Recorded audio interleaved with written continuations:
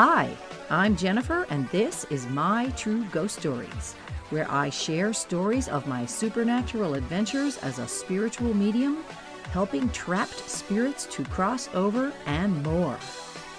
Let's get started. Welcome to episode 12 of My True Ghost Stories. Today we will hear two stories of intuition, telepathy, and everyday use of the sixth sense. I have found throughout my life that sometimes things are corrected by the universe.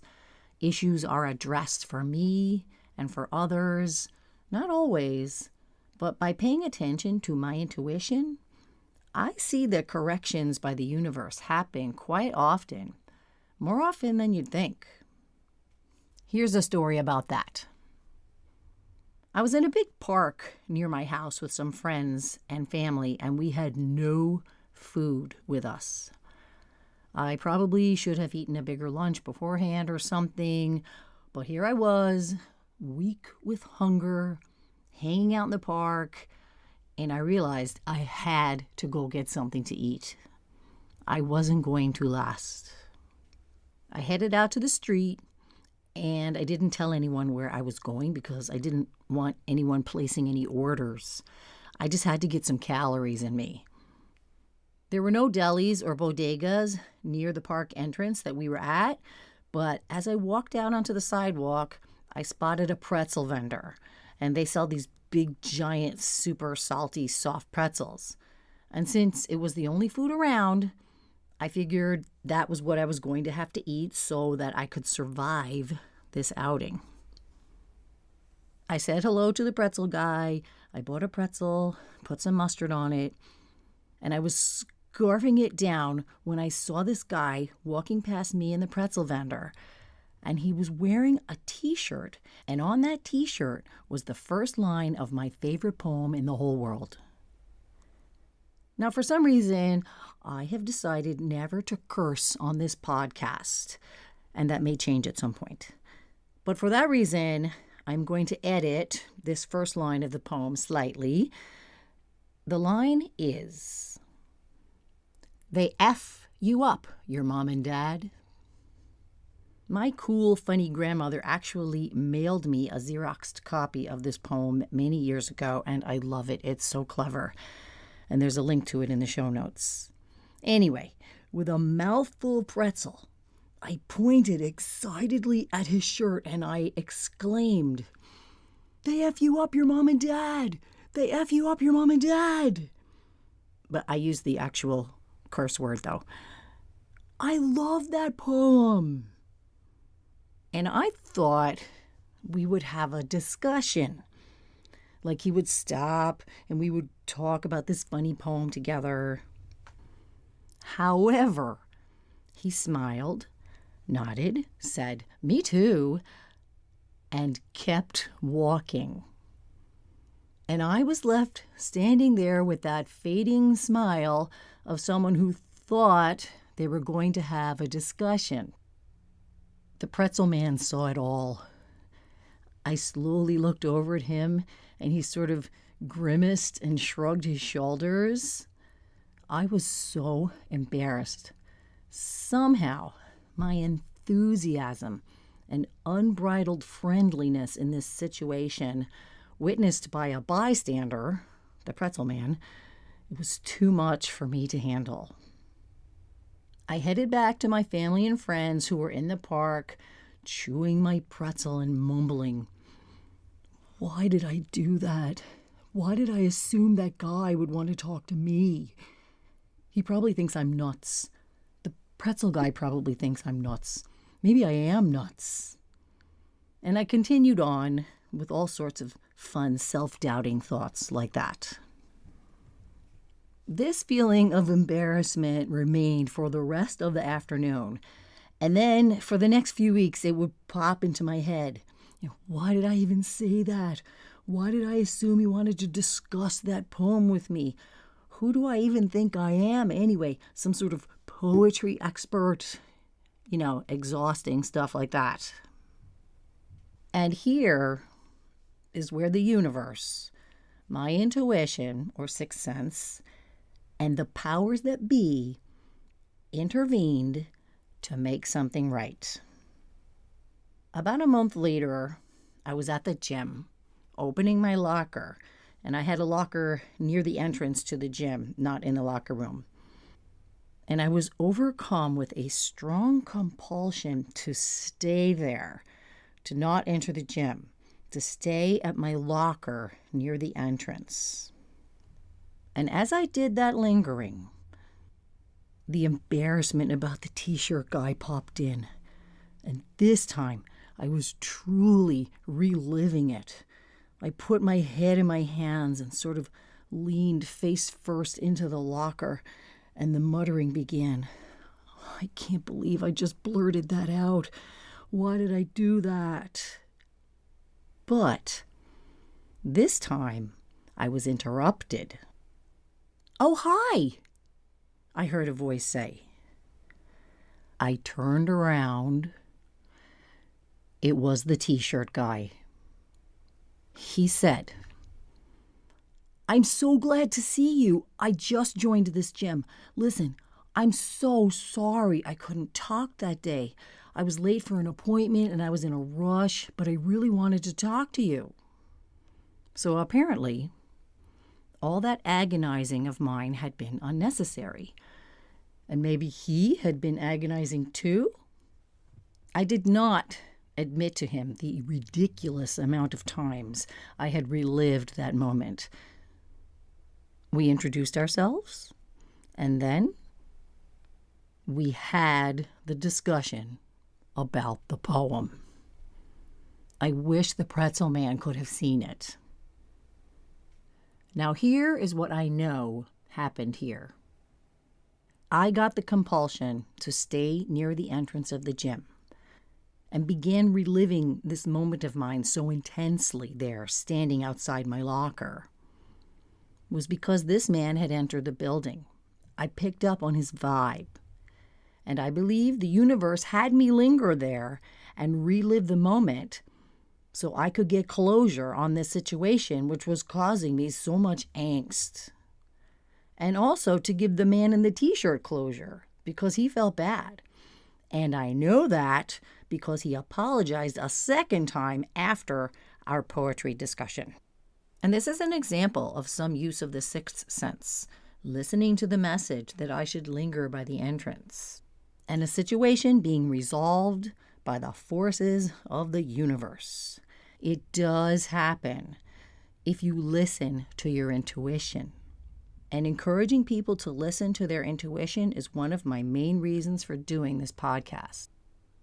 Besides advocating for trapped spirits, one of the other reasons I want to share these stories of mine, like the one you're about to hear, is because I want to normalize messages from the universe and intuitive experiences for everyone. Now, everyone accepts that humans normally have 5 senses. They have the sense of sight, smell, hearing, taste, touch. Well, I want to acknowledge the 6th sense. No, not the terrifying yet somehow uplifting movie starring Bruce Willis. No, not that. The 6th sense, as in what we know as intuition or even telepathy. The Merriam-Webster dictionary calls telepathy the power of seeing or knowing about things that are not present to the senses. And that's not present to the 5 senses, of course. And the Oxford Dictionary calls intuition a thing that one knows or considers likely from instinctive feeling rather than conscious reasoning. So this is this whole level of consciousness that I have observed that many people are afraid to admit to. Like, nobody would be embarrassed to say, I saw your neighbor Joe at the supermarket, or I smell smoke. But to confidently say, I knew you were about to call, or I don't think we should walk down this street, or even Grandma's spirit visited me today. Like any of those things, people seem afraid to say. And if they are going to say them, they preface it with, all right, This is going to sound crazy, but I think my grandmother's spirit visited me today.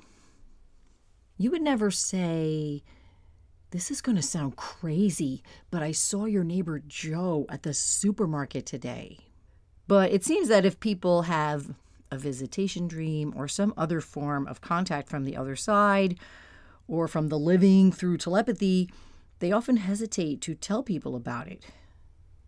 Wouldn't it be great to just announce freely that you were contacted by a departed loved one, or that someone 1,000 miles away sent you a message in a dream? The same way you would announce that you ran into a long-lost friend at the airport or something.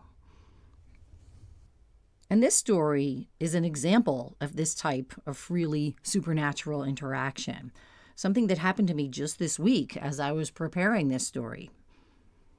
And here it is. Recently, I went with my dad to see a performance in Manhattan by the Isadora Duncan Dance Company. It was a fundraiser, and my dad is a sometime dance critic, and he was delivering the opening remarks.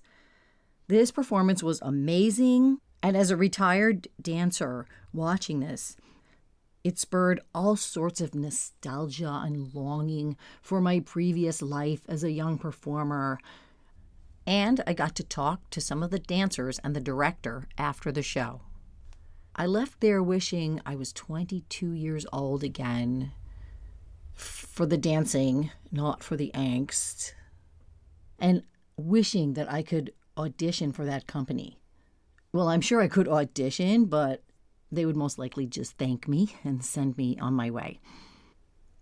That night, after seeing this performance, I had a dream. In the dream, my doorbell rang, and when I answered it, it was the director of the Isadora Duncan Dance Company. This was not a visitation dream. This was a Jennifer dream. And here's the conversation that she and I had in the dream. She said, "I couldn't help but notice how gracefully you were sitting in the audience this evening. Won't you please join our company?" "Oh, I don't know," I responded. "I don't know if I have the time. I'm very busy." And she said, "Please, please join us. We need dancers like you." I protested some more, expressed doubt, but eventually, in this dream, I agreed to join the Isadora Duncan Dance Company. I mean, the woman had come all the way to my house to ring my doorbell because she had noticed my graceful sitting. I had to accept. And she rejoiced in my acceptance, and she handed me a big bouquet of flowers, which I guess she had been hiding behind her back or something. And that was the end of the dream. Here's the intuitive part. I have a friend, Victoria Libertori. Her website is intuitiveanimal.org, and link is in the show notes. And Victoria is an intuitive and a really big part of my development as a medium. She does intuitive readings, astrology, Reiki, and more, and she's totally awesome, and she has helped me so much. Anyway, I woke up from my dance company dream in the morning, chuckling at that dream and how cute it was. And I had set my alarm on my phone. I don't usually check my phone first thing in the morning, but I was turning off the alarm, and I saw a text from Victoria. It said, "I had a dream last night that you were in a dance competition and you won, and they gave you a big bouquet of flowers."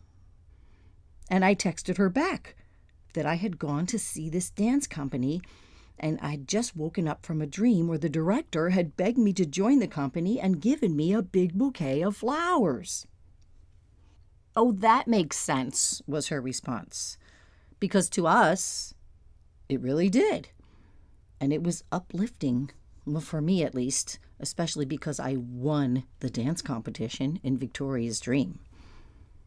So it's cool to talk to people that consider this normal. In a future episode, I will do a whole show about me and Victoria and our mystical adventures. And this dream that she and I had, this is called a mutual dream, which there is actually some scientific studies being done on. I found out that mutual dreams tend to occur in close relationships, be very similar in content, and occur when related dreamers are separated, says Patrick McNamara, Department of Neurology at the Boston University School of Medicine. And the link to this article is in the show notes. And although there is no scientific evidence as of yet, there is plenty of anecdotal evidence. I'm also going to do a whole show about mutual dreaming because there are so many examples of this just from me, my family, and friends. It's so fascinating and apparently really common. But back to intuition and telepathy. Some people have more intuition than others, like some people have a better sense of smell than others, which is something Victoria told me when I first started this venture as a medium. I personally have a very poor sense of smell. I will be in some situation and people are like gagging and holding their nose and running for the exits. And I'll just be standing there, sniffing, saying, I don't smell anything. And the upside of this is that I save a lot of money on cat litter. I do have a super strong sense of hearing, though. So I'll be in another situation and I'll be hunched over, holding my ears, saying, oh my God, don't you hear that? That squeaking sound. It's driving me crazy. Don't you hear that? And people will be standing there squinting, saying, I don't hear anything. And meanwhile, it's like some machinery 2 or 3 blocks away that's making some squeaking noise. And like only I can hear it. But I do live in New York City, so earplugs and white noise are a big part of my life. I don't want to move to the country where there's no people, so, you take the good with the bad. Anyway, my message here is that I want us to accept messages from the universe. I want us to rejoice in visits that we get from our loved ones that have passed on. Accept the messages that we get from them in dreams, in our feelings and our thoughts. And wouldn't it be cool if we get comfortable, like when Victoria texted me about her dream, if we could get comfortable with just telling people, like telling a friend, I had a dream that you planted marigolds in your garden. It might turn out that this person did plant marigolds in their garden, or they were thinking about planting marigolds in their garden, or something else to do with marigolds that they need to think about. Me, personally, after accepting that this was a calling of mine and not being so freaked out by it, I started with the people that I knew would be receptive to this type of message. And then after I got used to doing that and getting some positive feedback, then I worked up to telling some doubters. And now I tell many doubters, not all, but ones who I know will at least be polite. And my hope is that they will start trusting their own intuition and maybe tell each other when they get messages. If you want to try this, I just want to say that if you get a message for any big actions or plans like quitting your job or, iffy ones like, the universe is telling me to call my ex, I strongly suggest that you run it by someone and get another opinion before you take any action on that kind of thing. But what I really want to emphasize here is that a goal of this podcast is to encourage listeners to think of intuition, telepathy, and communication from the other side as normal parts of life. And some of us have a stronger sixth sense than others, but most of us have it, and I think we should share it with one another. And if you would like to practice sharing your sixth sense experiences with someone, tell me. Email me about your visitation dream or message from the other side or your intuitive experience with the living. I look forward to hearing from you.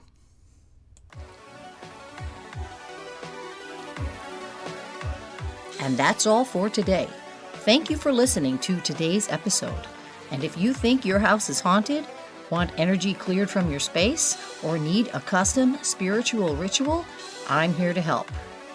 Visit jpclearing.com or email me at jpclearing60@gmail.com. Don't forget to join me here every Tuesday for a new episode. Until next time.